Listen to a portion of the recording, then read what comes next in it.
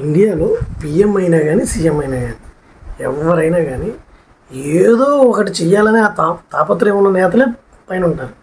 Main ఏంటి, ఈసారి గెలిచాము next time కూడా గెలవాలనే తాపత్రయం మన దగ్గర ఉంటుంది. అంతేగాని డబ్బులు దోచేసుకుని ఇక్కడి నుంచి పారిపోయి వేరే దేశం వెళ్ళిపోదాం అనే థాట్లో మన ఇండియన్ పీపుల్ ఉండరు.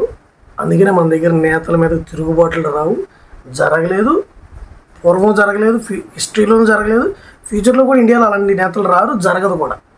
మన దగ్గర మైండ్ సెట్ ఎలా ఉంటుందంటే ఏదో ఒకటి ప్రజలకు చేయాలి. గెలిచాము అంటే వాళ్ళకి ఏదో ఒకటి ఇన్నోవేటివ్గా వాళ్ళ మార్కింగ్ ఆఫ్ ప్రజాసేవ అనేది ఒకటి ఉండాలి అనే థాట్లోనే ఉంటారు మన నాయకులు.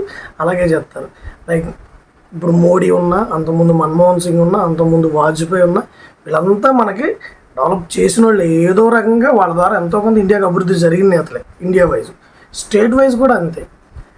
రాజశేఖర్ రెడ్డి చేసిన, దాని ముందు చంద్రబాబు నాయుడు గారు చేసిన, తర్వాత చేసిన కిరణ్ కుమార్ రెడ్డి చేసిన, తర్వాత వచ్చిన కేసీఆర్ గారు చేసిన, అప్పుడు వచ్చిన రేవంత్ రెడ్డి చేసిన ఇక్కడ తెలంగాణలో, అక్కడ ఏపీలో చంద్రబాబు చేసిన, తర్వాత జగన్మోహన్ రెడ్డి చేసిన, ఇప్పుడు మళ్ళీ చంద్రబాబు చేసిన, పవన్ కళ్యాణ్ చేసిన, వీళ్ళందరూ చేసిన ఎంతో కొంత వాళ్ళ వాళ్ళ మైండ్ సెట్ని బట్టి, వాళ్ళకున్న ఇంపార్టెన్స్ని బట్టి చేసిన వాళ్ళే. ఇప్పుడు చంద్రబాబు నాయుడు గారు ఏం చేస్తారు, ఇన్ఫ్రాస్ట్రక్చర్ డెవలప్మెంట్ అని. జగన్ గారు ఏంటి, ప్రజలకి డైరెక్ట్గా మనీ ఇస్తే వాళ్ళు అభివృద్ధి చెందుతారనే మైండ్ సెట్లు, వాళ్ళకి డైరెక్ట్ ఇవ్వడం, మనీ ఇవ్వడం.